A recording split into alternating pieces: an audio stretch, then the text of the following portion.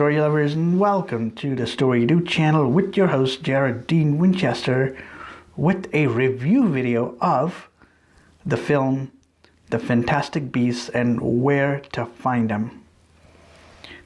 Now, this is actually a film written by J K Rowling, the same writer who brought you the Harry Potter series, and she actually got the inspiration from the events of 9/11, the hatred in America, and even though I'm not sure, but it seems like it. And of course, she combined that with the Wizarding World of Harry Potter. This is actually the pre-Harry Potter film because it dealt with the Dark Wizard Grindelwald, who Albus Dumbledore destroys.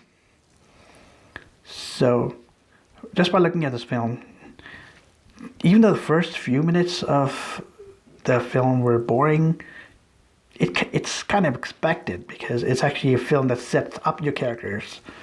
So that's expected, but as the plot moves on, we actually eventually find out that there's a kid who's been under the care of this uber religious douchebag woman who constantly punishes this kid for either talking back to her or whatever actions she may be punishing him for. And she's actually the woman who constantly shouts, "There are witches among us," all that. It's the same thing that happens in the Salem witch trials. Now, the main character, Eddie Redmayne's character, comes into New York with a magical suitcase full of fantastic beasts, and his goal is actually to educate the Wizarding World of New York, who lives in New York, actually blending in with New York, and he actually teams up with a witch in his quest, or actually in his adventure, and a muggle. So from there, the story plays out. And it's actually a well-written script, and I would highly recommend you guys go watch it, because it was with brilliant cinematography and brilliant story that plays out after the first few boring minutes, which is forgivable.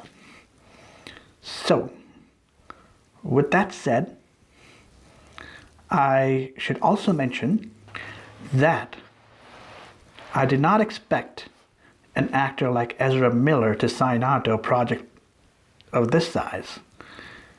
I mean, we know he is already signed on as the Flash, but I didn't think he would be in this project. So it was pretty interesting there. With that said, I'd highly recommend you go watch it. Trust me, you will not regret it.